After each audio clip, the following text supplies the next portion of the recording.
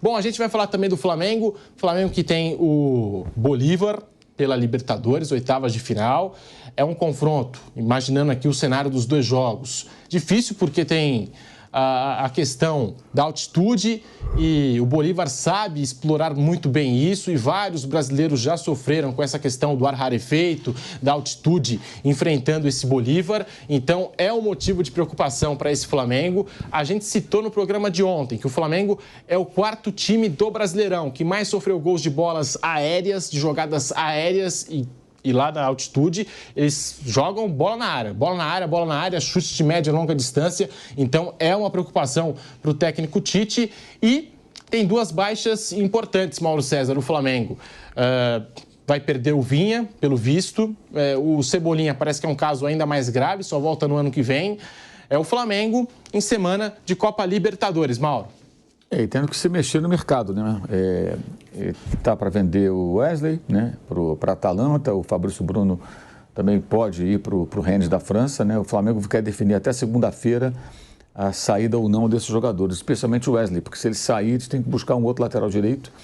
Está tentando lateral esquerdo para o lugar do Vinha, eles querem um jogador emprestado no primeiro momento, querem um atacante também, por conta da lesão do Everton Cebolinha, e continuam atrás de um meio-campista, né? Aí o nome preferido é o do Alcaraz, já foi feita já um aceno para o Southampton de 18 milhões de euros, e aí vai depender aí do interesse do jogador jogar na América do Sul, né? E também, claro, da disposição não do clube inglês de aceitar essa proposta ou algo parecido, né? Ele custou pouco mais de 13 milhões de euros em 2023 e seria uma venda até com uma margem de lucro, né? Para o Southampton. Ele não está muito em alta por lá, porque saiu na temporada passada, foi emprestado, atuou pela Juventus, né, na segunda metade da temporada anterior, e aí acabou que não ficou na Juventus, teria que pagar mais de 40 milhões de euros, e a Juventus não pagou, então acabou voltando para o time inglês, e está lá, numa situação ainda meio de indefinição, né? O Flamengo vai ter que contratar jogadores aí com uma certa urgência, porque o cenário é bem preocupante, só tem um lateral esquerdo, na direita pode ficar com um apenas, né? E perdeu o atacante titular pelo resto da temporada. O Cebolinha vai ser operado hoje, né? E papo é de 6 meses, pelo menos. Dificilmente menos do que isso. Lesão de tendão de Aquiles, se for menos de 6 meses, vai ser uma recuperação espetacular. A tendência é de ficar mais tempo aí parado.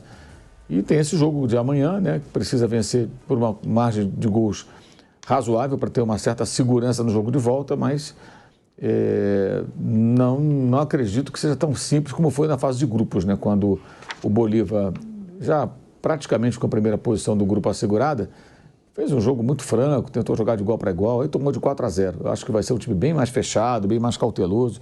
Eles chegaram no Rio de Janeiro no começo da semana, estão treinando no Rio, lá no CT do Fluminense, se preparando para esse jogo.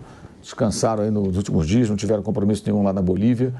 E deve ser um desafio bem complicado, porque esse combo envolve o jogo de volta lá em La Paz, onde o Flamengo foi derrotado por 2-1 na fase de grupos, né? E se o Flamengo passar pelo Bolívar, pode ter que voltar a La Paz, porque o confronto vai ser contra Peñarol ou Strongest. Então, se o time boliviano superar o time uruguaio, o Flamengo passar pelo Bolívar, terá que de novo voltar em La Paz para jogar com o rival do Bolívar, que é o Strongest, que está atrás do Bolívar lá no campeonato local.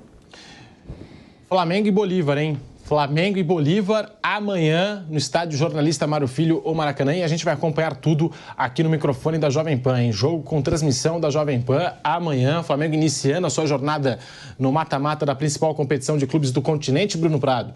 Tá aí, com essas duas preocupações, duas baixas importantes, e buscar laterais no mercado não é uma missão fácil, tanto que o Flamengo no início do ano já buscou o Matias Vinha, e agora o Vinha, desfalque por lesão, só deve retornar na próxima temporada.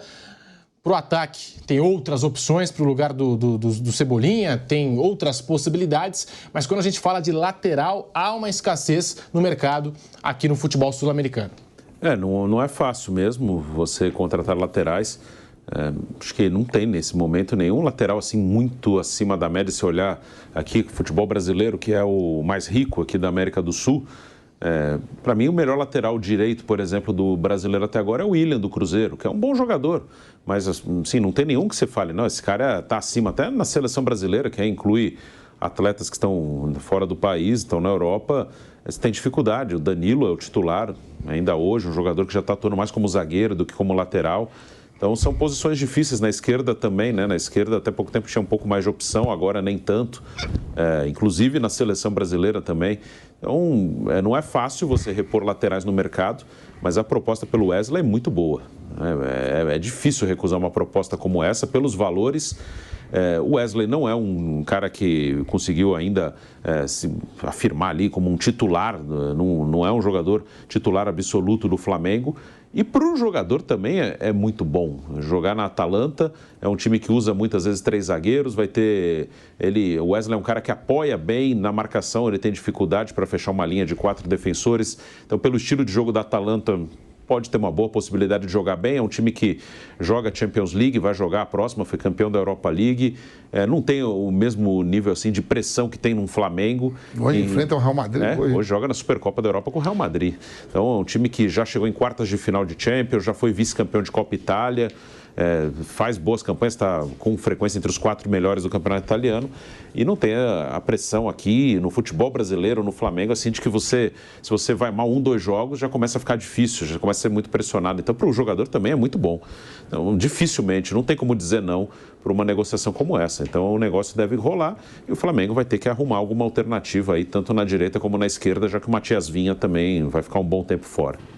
Não é também aquele jogador que, digamos assim, tem aquela moral com a torcida, que o torcedor morre de amores pelo Wesley, né? E, já que está se tratando de um lateral, os valores são compatíveis. Eu acho que é uma boa venda.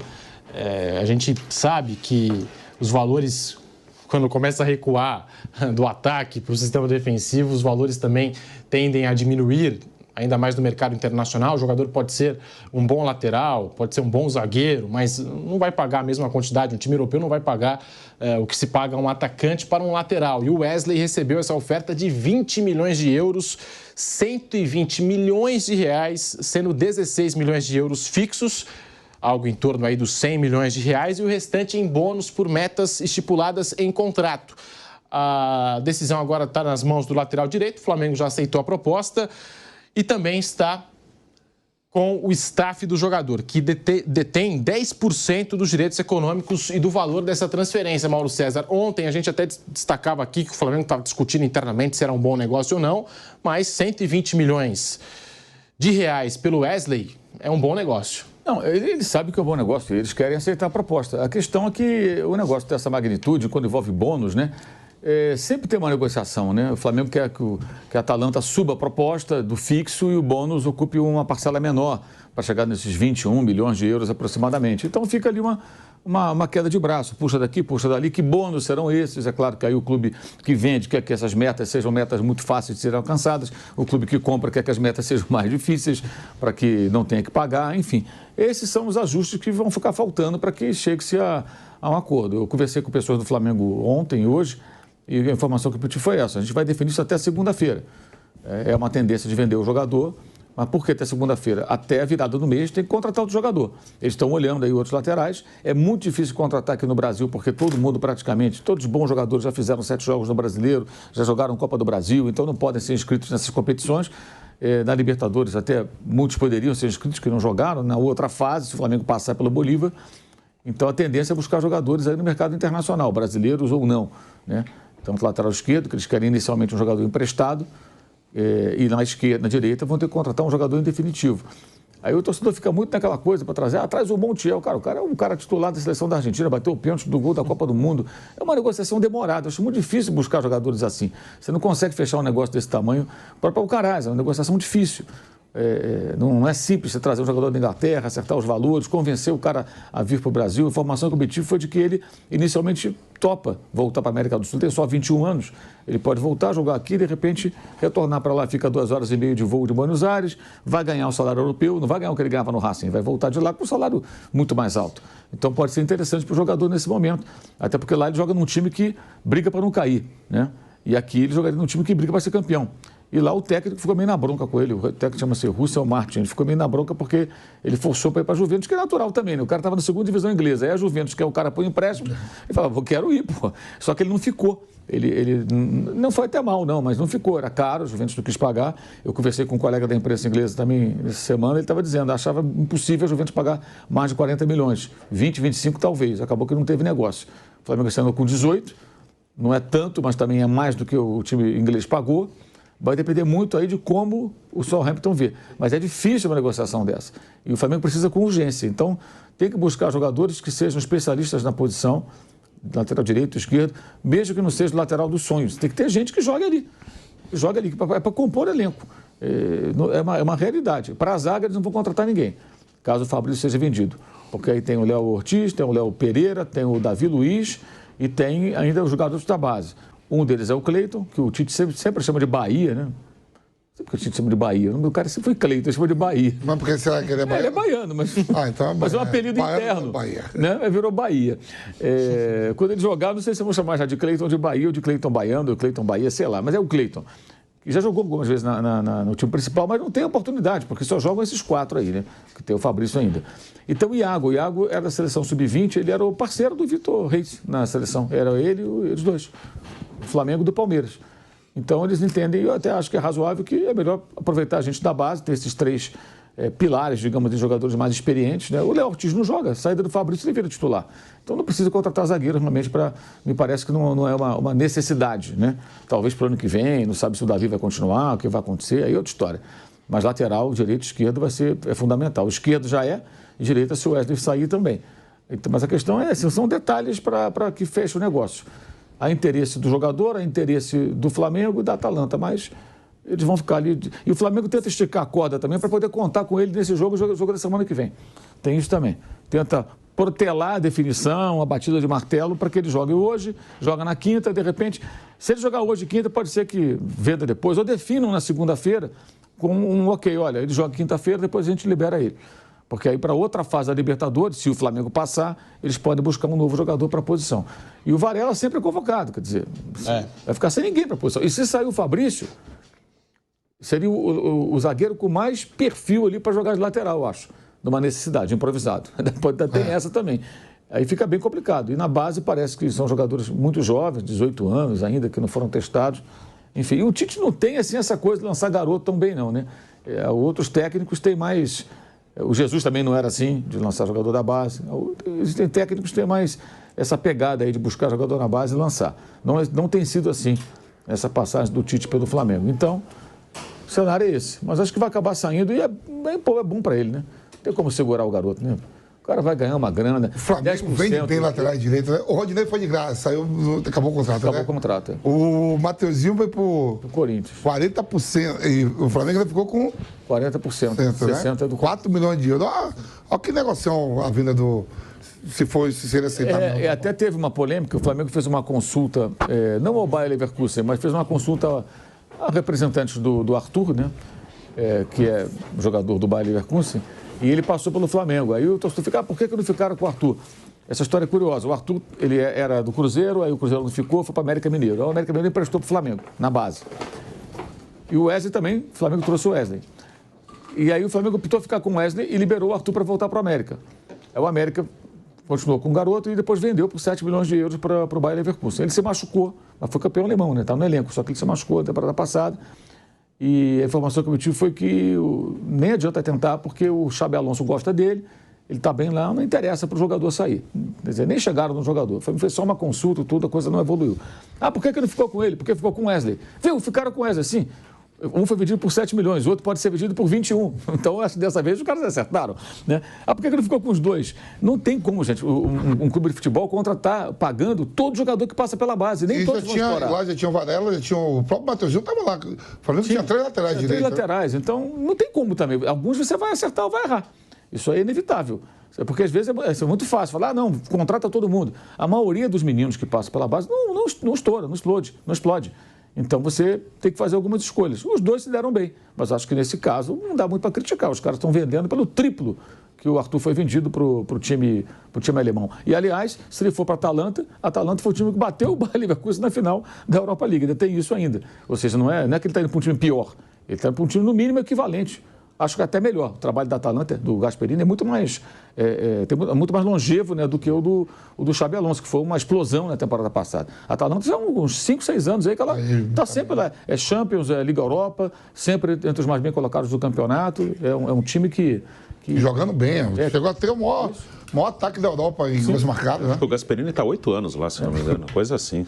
Eu me lembro que, inclusive, quando houve até no início da pandemia, né? Teve um jogo da Atalanta contra quem? Que foi em Milão, que eles não podiam jogar no estádio de Bérgamo porque estava em obra, não estava aprovado pela UEFA. Aí jogavam em Milão, no San Siro, que é próximo, né? E foi justamente um desses jogos aí que muita gente... tanto que Bérgamo era um dos lugares com mais gente infectada. Bérgamo fica ao lado de Milão. De Milão. Aí jogaram lá e teve um público bom e não havia nenhum cuidado e a pandemia já estava rolando, as pessoas não sabiam. Mas você vê, isso foi em 2020. Já estava jogando Champions League, já estamos em 24. Foi já. contra o Valência. Acho que foi isso mesmo. Enfim. Ainda falando do Flamengo, hein? Porque amanhã tem Flamengo e Bolívar. No estádio Jornalista Mário Filho, o Maracanã, pela principal competição de clubes do continente. E o Flamengo que aceitou essa proposta da Atalanta pelo lateral direito Wesley. O Flamengo que já tinha recusado uma proposta de 12 milhões de euros, cerca de 72 milhões de reais, do Bournemouth em julho. E agora aceitou essa proposta do futebol italiano pelo lateral direito Wesley. Recentemente, o Flamengo também havia aceitado uma proposta do futebol inglês, especificamente aqui do West Ham, na Inglaterra, pelo Fabrício Bruno, mas o zagueiro não entrou em acordo com o clube. Acho que agora tem tudo para ser diferente, com o Wesley indo para a Atalanta. E a gente também traz aqui o balancete do Flamengo. Até virando a página na nossa pauta, o balancete do Flamengo com essas transferências, a expectativa por contratações no segundo semestre. Você vai deixando o seu like no canal do YouTube Jovem Pan Esportes, porque o balancete do segundo trimestre de 2024, divulgado pelo Flamengo, mostrou também que o clube ainda tem dinheiro a receber de 12 negociações. São quase 140 milhões de reais em parcelas de vendas ou mecanismos de solidariedade pendentes. Dos 12 jogadores, 7 são de vendas diretas do Flamengo. Os 12 milhões de reais pendentes de Matheus França, por exemplo, são parte dos 104 milhões de reais da transferência em 2023 do atacante para o Crystal Palace. O rubro-negro também vai receber 3 parcelas anuais de aproximadamente 4 milhões de reais entre 2025 e 2027. O Flamengo ainda tem dinheiro a receber das negociações do João Gomes, 3,7 milhões de euros, cerca de 22 milhões de reais, do Thiago Maia, 4 milhões de euros, 21,4 milhões de reais, do Vinícius Souza, 3,1 milhões de euros, o Otávio, 16 milhões de reais, o Mateuzinho, com 13,4 milhões, o Matheus França com 2 milhões de euros, 12 milhões de reais. O Paquetá com 1,95 milhões de euros. O Flamengo ainda tem a receber 11,7 milhões de reais. O Pablo Mari, 1,3 milhões de euros, cerca de 7,7 milhões de reais. O Lázaro, que ainda está vestindo a camisa do Palmeiras, 1,2 milhões de euros, cerca de 7 milhões de reais. O Natan, o Santos, 3 milhões de reais.